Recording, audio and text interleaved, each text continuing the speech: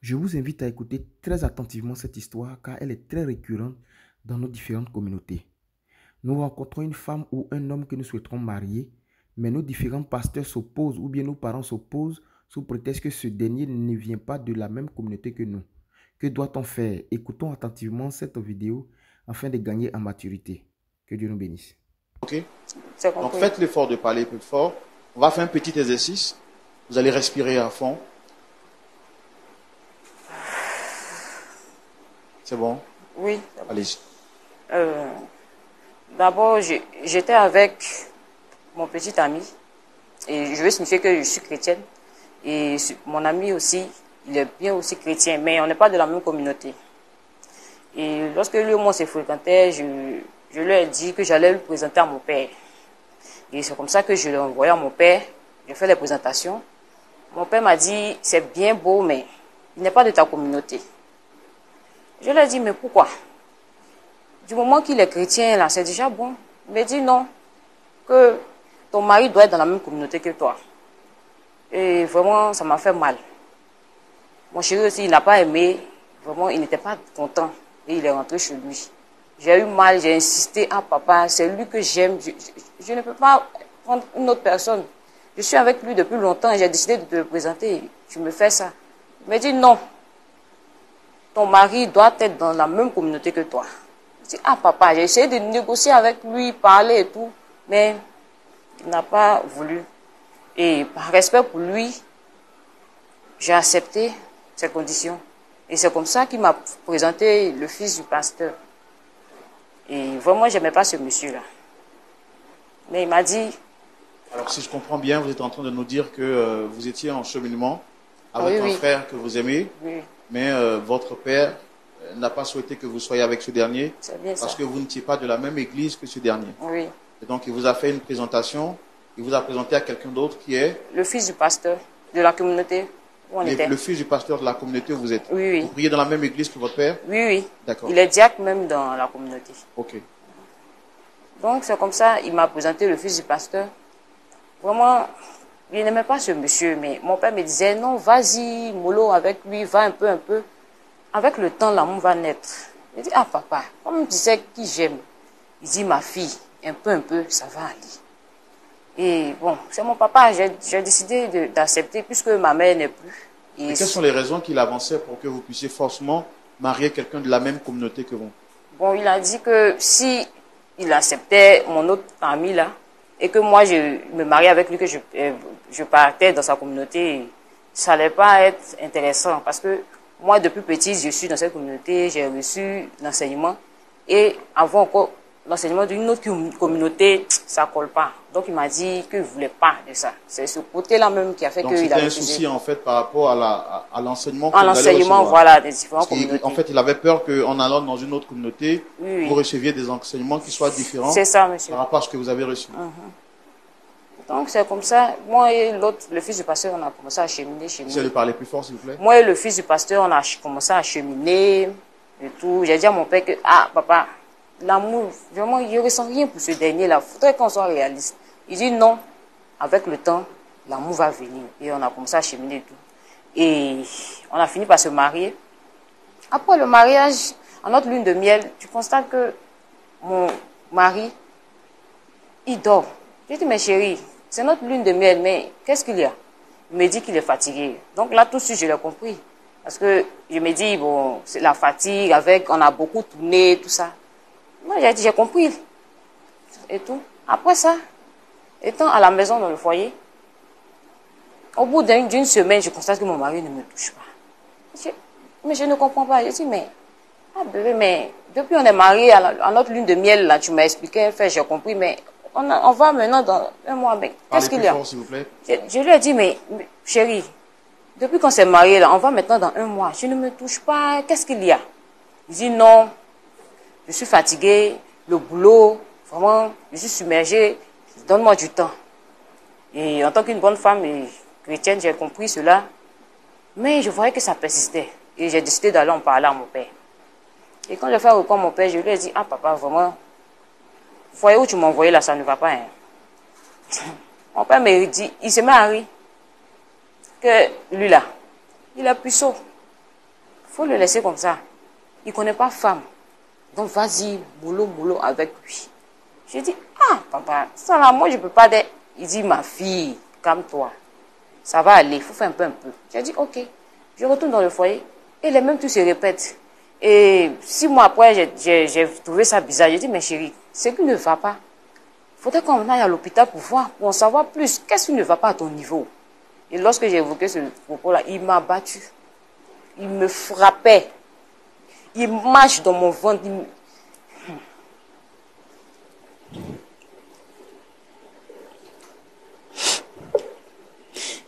Après ça, j'ai décidé d'aller parler encore à mon père parce que c'est lui qui a manigancé tout ça. J'ai dit, ah papa. Il faut parler un peu plus fort, vraiment, c'est pas facile. Je suis allée voir mon papa encore pour lui dire, papa, tu m'as dit que, mon mari, tu m'as dit que d'aller doucement à lui, mais il me frappe.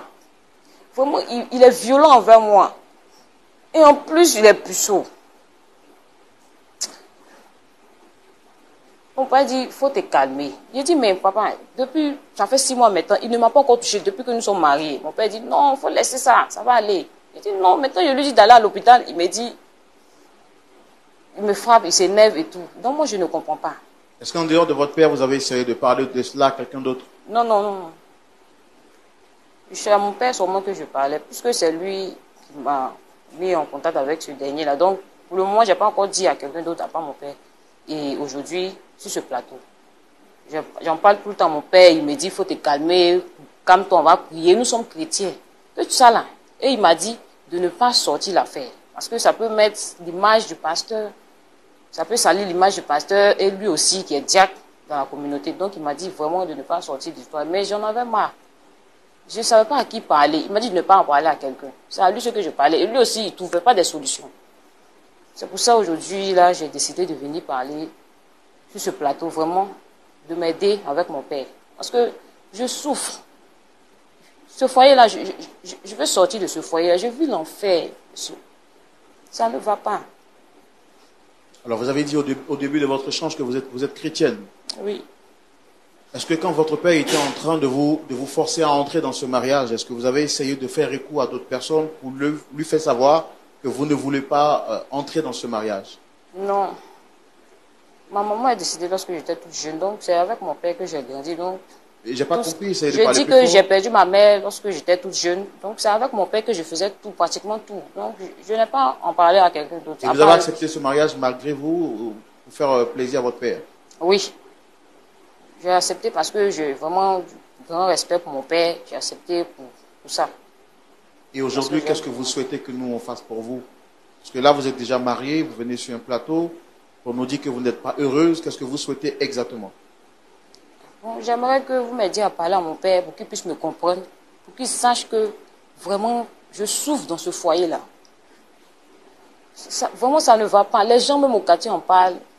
Ça fait bientôt 2 ans, ils sont mariés, on ne voit pas d'enfants. Messieurs-là même. Est-ce que la femme-là, est-ce que le monsieur-là, ça parle et tout. Donc, moi, tout ça, ça me fatigue. Et puis, il me frappe, tout ça. Bon, je ne comprends pas. Qu'est-ce que j'ai dit de mal? Et puis, il me frappe.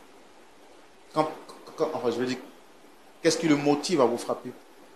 Quand je lui dis, on doit aller voir un médecin, parce qu'il doit avoir un problème à son niveau. Depuis bien longtemps, il ne me touche pas. Mais qu'est-ce qu'il ne va pas, puis il ne me touche pas? Souvent, même, j'essaie de me jeter sur lui-même, mais il me repousse. Je dis, mais mariage là, c'est bon, la prière est bonne, on va prier. Mais après prière là, il y a autre chose. Nous sommes mariés là, c'est pour avoir des enfants. Mais pas que seulement venir faire les prières et tout. Et quand je lui dis ça, ça l'énerve encore plus. Il me bat, il marche dans mon ventre, il me jette même de la chambre, il ferme la chambre. Il est tout le temps nerveux, je ne sais pas. Je parle à mon père aussi, il me dit de patienter. Non, moi je ne peux pas. Je n'arrive plus à surmonter ça, monsieur. C'est pour ça que je suis là. Aidez-moi à parler à mon père, s'il vous plaît. D'accord. Je pense qu'on a compris votre requête. Et tout à l'heure, on va faire appel à votre père. Mais avant, je vais me permettre de faire rapidement le résumé au pasteur Jean-Yves Tumo et à l'assistance. Pasteur, nous avons aujourd'hui la sœur Cécile qui dit qu'elle était amoureuse d'un frère en question, mais qui n'était pas de la même église qu'elle. Son père, diacre dans une église où elle prie, a bien voulu qu'elle puisse marier le fils du pasteur. N'étant pas amoureuse, elle a tout fait pour convaincre son père que ce choix n'était pas le meilleur. Quelque temps après, son père a fini donc par la convaincre à accepter ce dernier et le mariage a été célébré. 2 mois, 3 mois, 4 mois plus tard, ce dernier ne la touche pas. Et quand elle lui demande de se rendre à l'hôpital pour essayer de voir ce qui ne va pas, celui-ci se met à la battre. Fatiguée de la situation, elle consulte son père pour lui dire qu'elle n'en peut plus. Et son père en question lui demande de garder le silence pour protéger son honneur en tant que diacre, mais également l'honneur de la famille pastorale, parce que pour lui, ce serait jeter un affront à la famille pastorale en disant que le fils du pasteur est impuissant. Victime de cette situation, ne sachant plus à qui se vouer, elle décide donc de venir sur le plateau de Point d'accord pour qu'on puisse l'aider. Est-ce qu'on peut recevoir, avec votre permission, son père? Oui, bien sûr. Public, merci de recevoir son père en question sous vos applaudissements.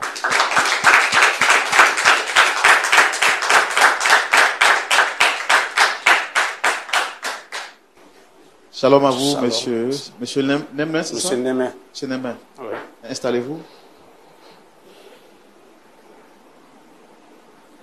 Vous allez bien? Oui, je vais bien. En tout cas, très heureux de vous avoir sur le plateau. Merci.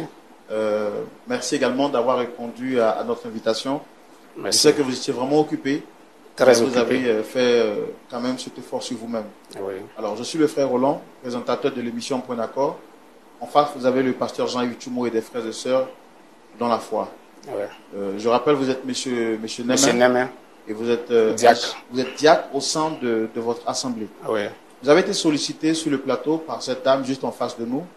Et comme je le fais pour toutes les personnes qui passent ici, je voudrais vous demander, est-ce que vous la reconnaissez? Oui, je la reconnais. C'est ma fille Cécile. Ils sont 3, 2 garçons et une fille. Elle est ma seule fille surtout. Sa mère est décédée quand elle avait 9 ans, je pense bien. Donc, je suis en charge de son éducation jusqu'à aujourd'hui. Il n'y a pas de souci. Et à l'église, au sein de l'église, votre mission de diacre, ça se passe bien? Oui. Avec le soutien de Dieu, avec son aide, tout se passe bien. Il me donne les mots justes pour pouvoir satisfaire tout ce qui vient me demander des conseils. Et ça va. Je ne me plains pas. Dieu merci. Ça va. Avec votre fille unique, est-ce que tout va bien? Très bien, à merveille. Ah, papa. Je vous dis que ça fait... Elle avait 9 ans quand sa maman m'a quitté. Donc, tout va bien. Ah, papa, toi, Elle a tu sais. grandi Tu dans sais l'éducation ce qui ne va chrétienne. pas, non. Donc, je ne sais pas. Qu'est-ce qu'il va me dire? Qu'est-ce qui ne va pas? Ah, papa, toi aussi. Ok, donc explique-moi. Qu'est-ce qui ne va pas? Ah, tu sais, pour le problème que Cécile, je t'ai expliqué explique-moi. là. Qu'est-ce qui ne va pas? Papa, il dit ça ne va pas dans mon foyer. Explique qu'est-ce qui ne va pas dans ton foyer. Je ne sais pas. Explique-moi. Monsieur, vous allez lui dire d'arrêter ses larmes de crocodile. Je n'aime pas. Je viens de très loin et j'étais très occupé. Elle ne va pas venir faire perdre mon temps avec ses pleurs. Qu'elle arrête et puis qu'elle m'explique ce qui ne va pas. Papa, mon mari me bat. Il me bat. Il est très violent. Peut-être En qu'elle plus, vous a... il est... Ah bon? Elle ne vous a pas encore tout dit? Je vous ai dit que je suis Il est diacre. impuissant, papa. Je te l'ai dit. Non, l'impuissance d'un garçon peut venir de son stress. Ça, je te dis aussi. Il peut être stressé. Ça arrive. Le stress, ça Je ne arrive. suis pas heureuse, papa. Je vis l'enfer. Je sais pas. Tu sais la place que j'occupe à l'église? Est-ce que tu sais un peu la place que j'occupe à l'église? Papa, À à cause celui de que tu ta as marié, place- est-ce que tu sais qui c'est? Un enfant que tout le monde souhaite avoir comme fils. Papa, à cause de ton Le fils du rôle que tu pasteur. occupes en église, de vivre l'enfer Elle a épousé le fils du Hein? pasteur Jean. dans Un cette... enfant très poli, bien éduqué et très croyant. Un enfant très Papa, intelligent. il dit, il me bat, il me frappe. Qu'est-ce que tu fais pour qu'il te bat? Depuis le mariage, il ne m'a pas encore touché jusqu'à ce que je te parle en ce moment. Ça, je t'ai parlé de ça. À cause de vois? ton rôle que tu occupes dans l'église, de souffrir, de vivre l'enfer, c'est ce que tu veux. Ok. Hein? Je vais t'expliquer quelque chose. Toi, tu parles de ton honneur. C'est ce qu'elle me dit. Elle n'est pas heureuse. Elle parle de sa joie. Moi, je suis diacre. Elle a marié le fils d'un pasteur. Donc, tu mets tout ça où? Tu veux nous mettre en face. Tu veux nous mettre devant les gens, quoi. Tu veux nous mettre la honte sur nous. Moi qui suis censé résoudre le problème de ceux qui viennent me voir. Pour ma propre fille, je n'arrive pas à résoudre. Et tu veux montrer à tout le monde, et tu m'appelles sur un plateau TV en plus. Sur une chaîne qui passe sur le bouquet. Pour dire aux gens que le fils du pasteur est impuissant. Papa, c'est toi qui m'as emmené. Et tu es heureuse avec cette honte, cette humiliation que tu mets sur toute la communauté. C'est toi qui m'as emmené ici. J'essaie de te parler à tout. D'accord, d'accord. Je pense qu'on va essayer de se calmer avant de donner la parole au pasteur. Diacre Nama, c'est bien cela? Oui. Vous avez dit que c'est votre fille unique. Oui. D'après ce qu'elle nous a fait savoir ici, elle était en relation, en cheminement avec un frère qui n'était pas de la même église que vous. Oui. Et vous avez souhaité qu'elle marie le fils du pasteur. Pourquoi? Ok. On ne se marie pas. On se marie aussi par rapport à l'éducation des enfants. Moi, j'étais éduqué, je t'ai donné une éducation par rapport à notre communauté chrétienne et à ma foi chrétienne. Tu maries quelqu'un d'autre. Et si tu opposes quelque chose d'autre qui va contre notre foi chrétienne et notre communauté, qu'est-ce que ça te vient? Donc je ne veux pas éparpiller l'éducation que moi j'ai reçue de ma foi chrétienne comme ça. Donc pour vous, c'est un souci d'enseignement. Vous voulez que votre fille soit abreuvée à la même source que vous? Tout à fait, vous avez tout compris. Merci, vous avez tout compris. Et elle veut m'humilier avec ça. Est-ce que vous avez tenu compte de ce que votre fille aime réellement? Qu'est-ce qu'elle aime? Parce qu'elle nous a fait savoir qu'elle n'aime pas ce dernier et que le mariage dans lequel elle est aujourd'hui, elle n'est pas heureuse. Ce dernier là-bas, est-ce qu'elle vous a dit ça au moins? Elle m'a dit que le dernier là-bas, je te l'ai répété, puis je lui dis encore, avant que sa mère ne décède, je la battais. Elle a fait 3 enfants dans ça. En tant que diacre? Oui. C'est des choses qui sont dans le foyer, qui ne sont pas publiées à la face du monde. Ça se fait dans le foyer, dans la chambre. Si je ne vous ai pas dit aujourd'hui, est-ce que vous pouvez le savoir? Mais c'est ce que je demande de faire. Qu'elle garde le silence pour elle seule. Ce secret qu'elle le garde. C'est comme ça on dit une femme. Tu es là pour soutenir ton mari. Garde ce secret. Et tu veux nous mettre ça devant les gens comme ça? Tu m'invites quelque part. Je pensais que c'est parce que c'est vous qui m'avez invité. Et c'est une chaîne religieuse. C'est pourquoi je suis là. J'étais très occupé. Mais pourquoi je ne suis pas heureuse? Calme-toi, je m'explique. Et puis c'est pas toi, j'adresse la parole. Ne m'énerve pas ici. Laisse-moi parler au monsieur. Ok? J'étais très occupé. Quand vous m'avez appelé, j'ai tout arrêté. J'étais dans l'embouteillage. Je suis descendu de la voiture, j'ai marché. Il fallait emprunter un autre véhicule pour arriver ici. Pour venir écouter. Mais si je savais que c'est elle qui m'appelait pour ces gens de bêtises, je ne venais pas.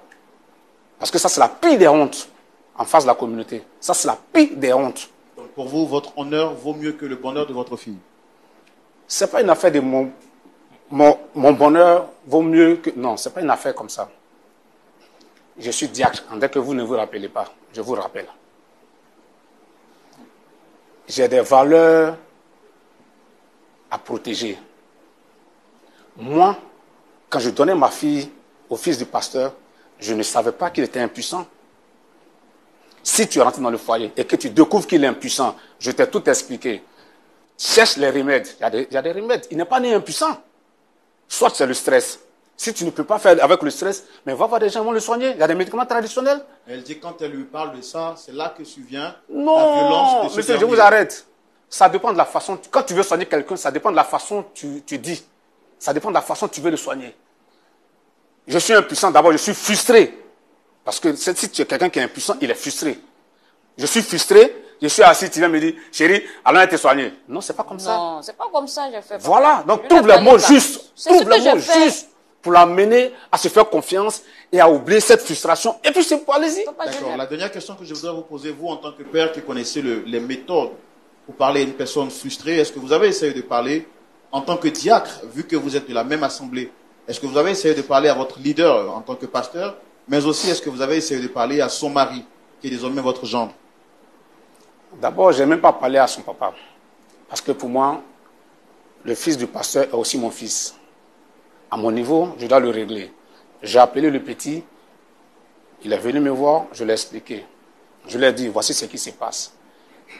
Il m'a dit, sérieusement, il ne m'a pas caché, c'est vrai, je suis impuissant. On va aller en prière.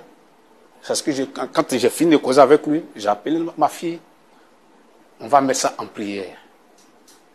C'est une maladie. Ça va passer. Mettons en prière. Elle me dit, non, c'est parce que je vais avoir des enfants. Mais tu es pressé de faire des enfants là, tu es en concurrence avec qui? Tu auras des enfants quand Dieu voudra. Donc tu te patientes, c'est ce que je l'ai dit. Tu te patientes, tu auras tes enfants quand Dieu voudra. Donc patiente-toi, mets en prière et le monsieur il va guérir. Vous ne pensez pas que vous êtes un peu de trop dans la vie de votre fille? Non, non. Elle ne peut pas dire ça. Je suis de trop dans ta vie. Non, papa. Elle ne peut pas me dire ça. Elle ne peut pas dire. Je n'ai fait que faire un choix. Elle m'a montré qu'elle est devenue grande. Pour moi, elle n'était pas encore grande parce que je m'occupais encore toujours de quand elle est sous mon toit. Laisse qu'on me présente quelqu'un qui me dit, ah, papa, lui là, je l'aime, c'est comme ça, c'est comme ça. Mais je fais quoi? Je dis, ma fille est devenue grande. Ce dernier, il était quand même chrétien, c'est ça? On n'est pas de la même communauté. Donc c'est à cette base qui est fondée. C'est cette base-là, je ne veux pas que ça se rate. C'est cette base de l'éducation que j'ai donnée de ma foi là, que je ne veux pas qu'on rate. C'est là mon problème, mon souci. Et c'est pourquoi Jean-Luc, le fils du pasteur, qui est un enfant exemplaire, un modèle que tous les parents souhaitent avoir, que je lui ai fait la proposition. C'est vrai, elle m'a obéi. Elle est allée dans ce foyer, elle m'a beaucoup respecté, ça je suis d'accord. Mais elle ne peut pas finir de me respecter et venir m'humilier ici.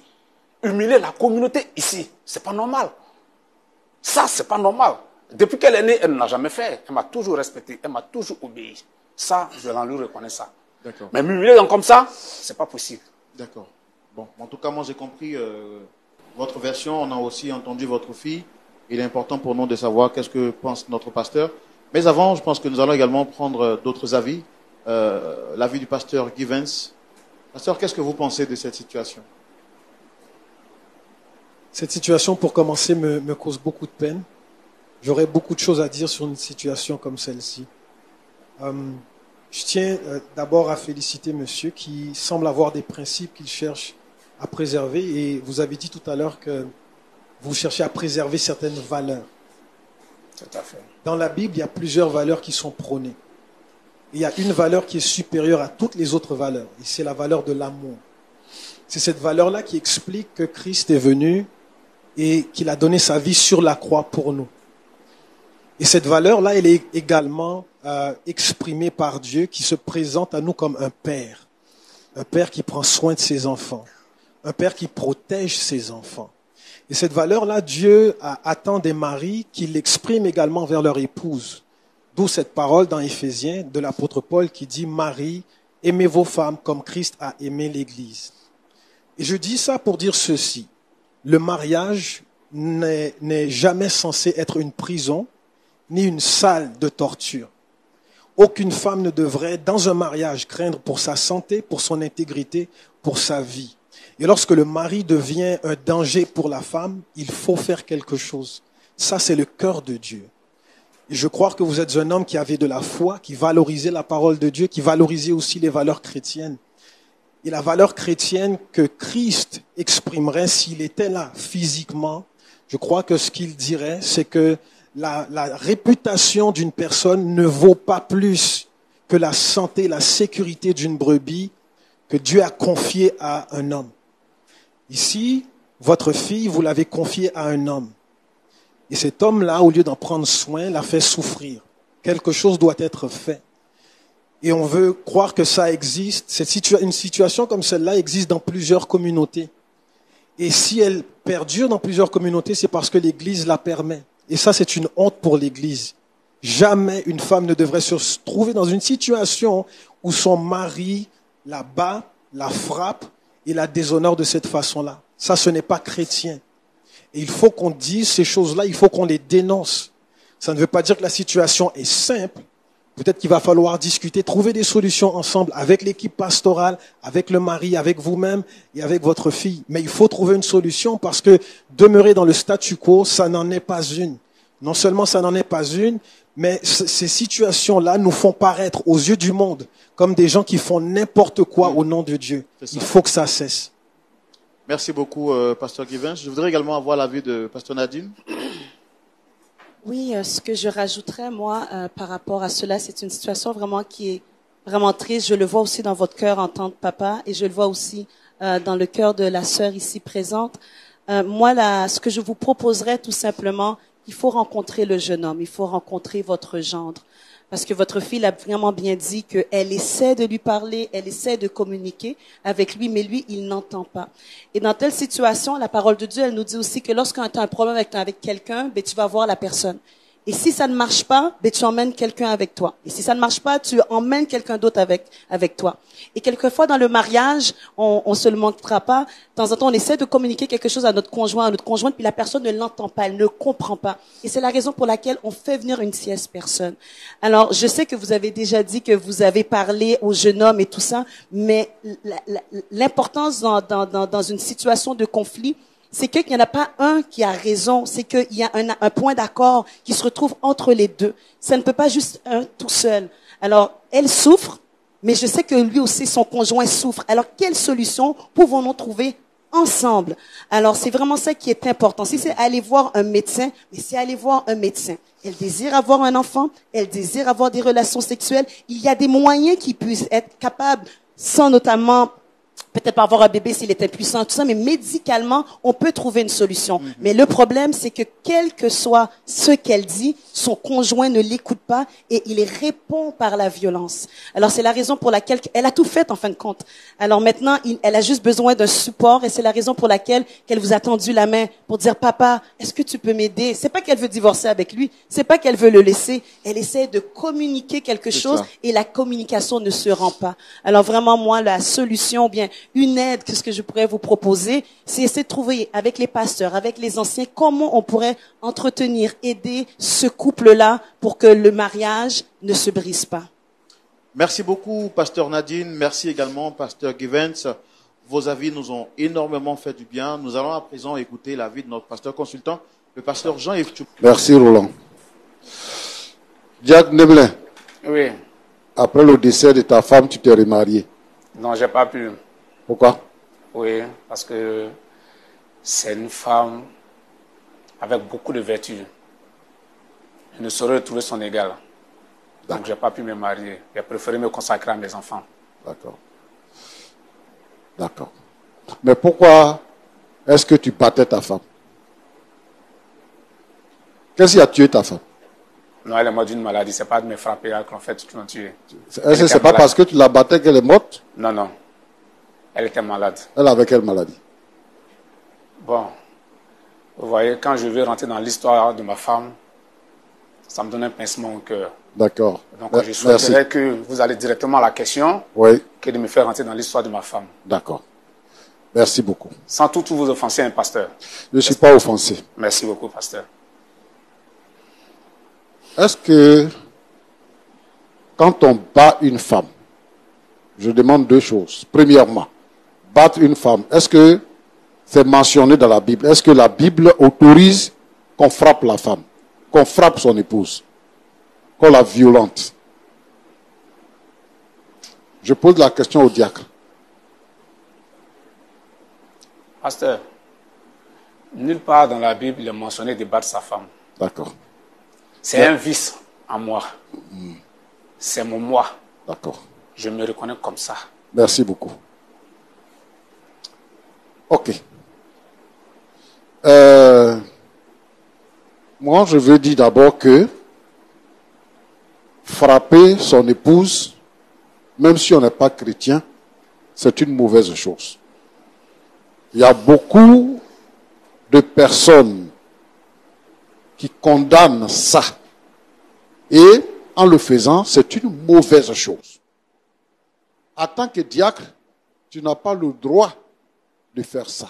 Puisque tu as dit tout à l'heure que tu as des valeurs, tu respectes les valeurs, et ce sont les valeurs-là que tu as inculquées à tes enfants.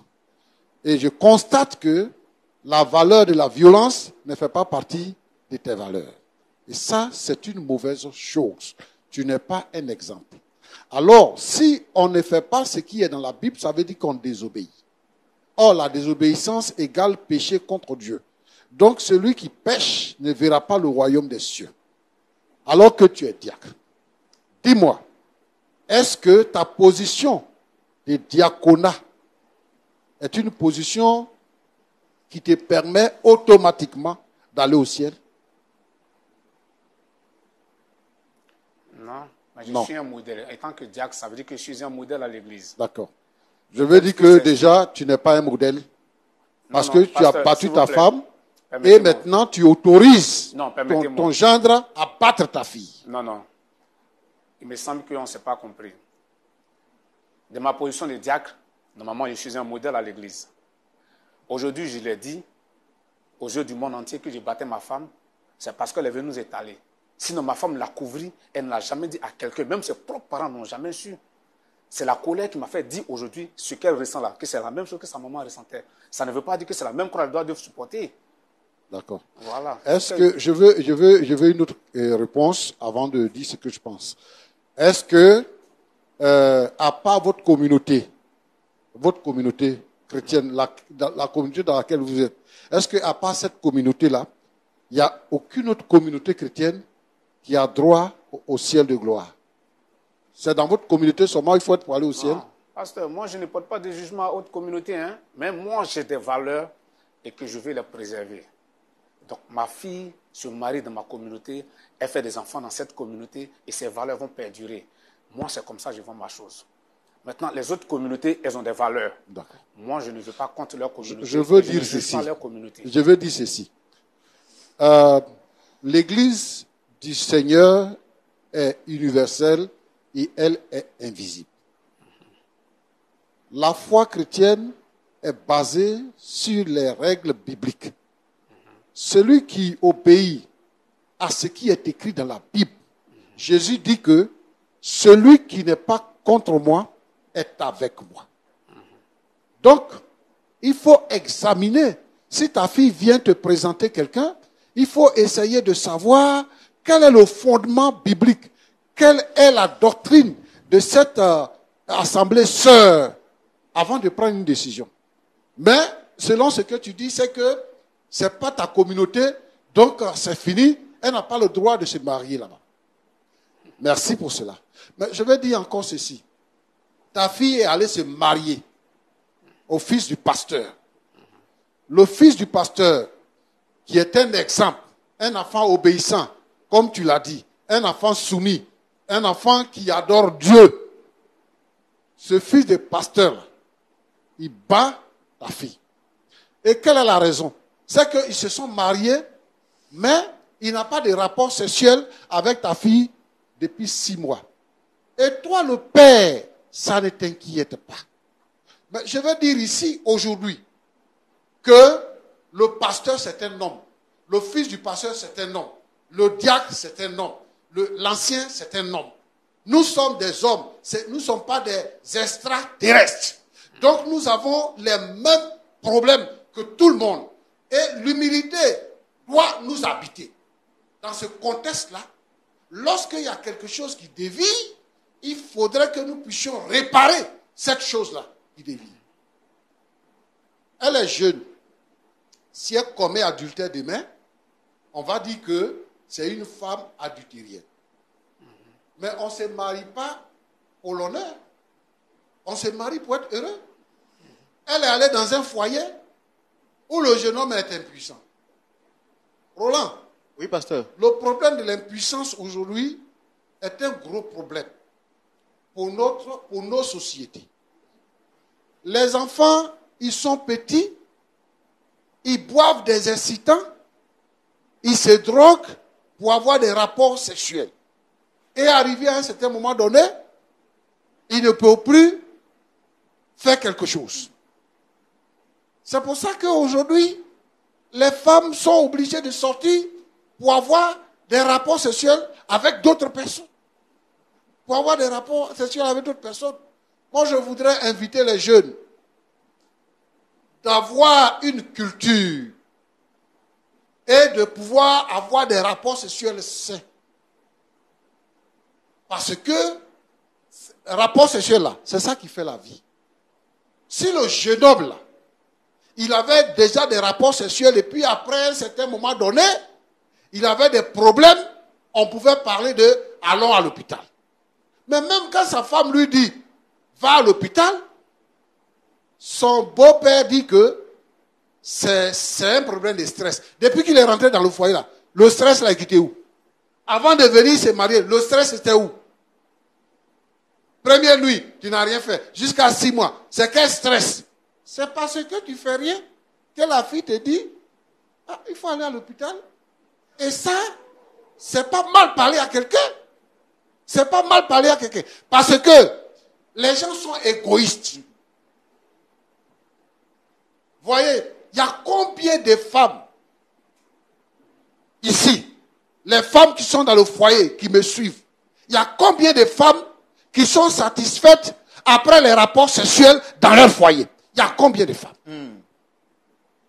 Et les gens nous emmerdent avec les histoires de polygamie. Tu ne peux même pas satisfaire une seule femme. Tu ne peux pas satisfaire une seule femme. C'est plusieurs femmes que tu vas satisfaire. C'est pour ça qu'il y a des femmes mariées qui sortent avec les jeunes gens et tout ça. Avec les élèves qui sont dans la maison, avec les enfants du quartier qu'elles envoient du moins pour aller faire des courses. C'est pour cela.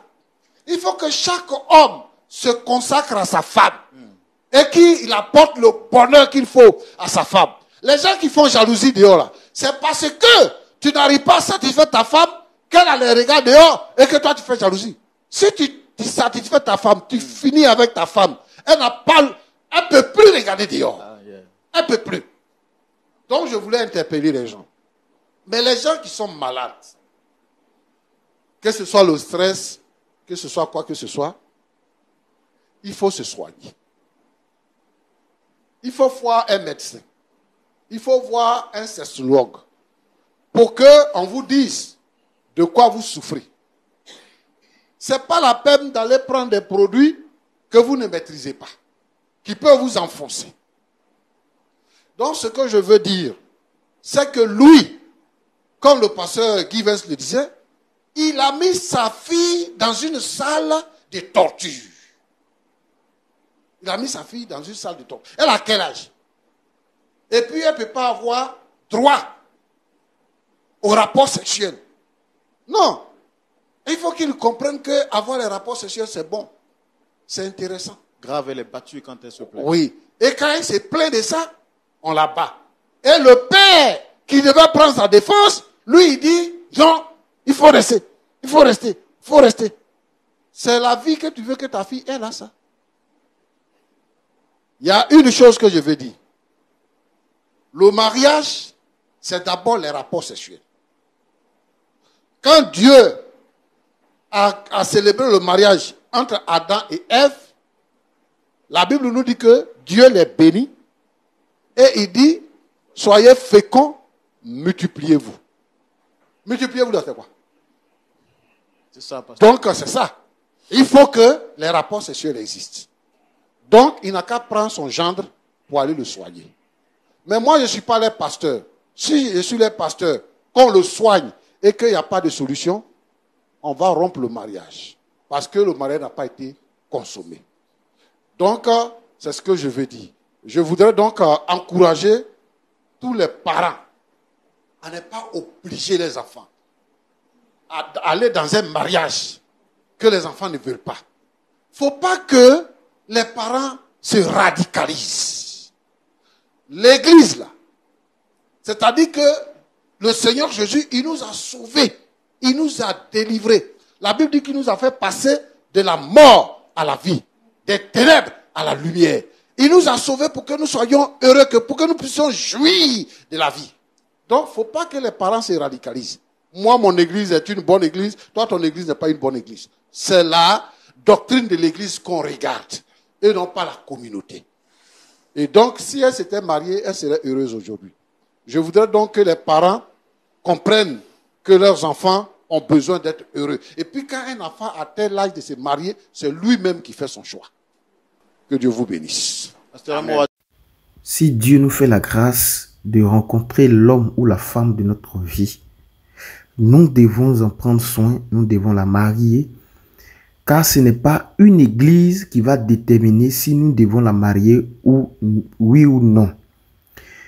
Quand Dieu nous a créés, il a juste demandé à ce que nous ayons des bergers différents. Et ces bergers-là, dans ces assemblées-là, Dieu n'a pas dit obligatoirement que là viendra notre fiancé ou notre mari. Donc du coup, si nous rencontrons une femme ou bien un homme que nous voudrons faire notre vie avec elle, nous devons la prendre au sérieux, nous devons l'aimer, nous devons la marier. Que cette histoire de communauté quitte dans notre vie. Mais nous devons savoir que quand nous marions, c'est-à-dire si nous sommes femmes, que nous avons été mariées par un homme, nous devons obligatoirement suivre l'homme dans son assemblée selon ce que la Bible dit. Que Dieu nous bénisse. J'espère que cette émission nous a servi, nous a aidés et à la prochaine.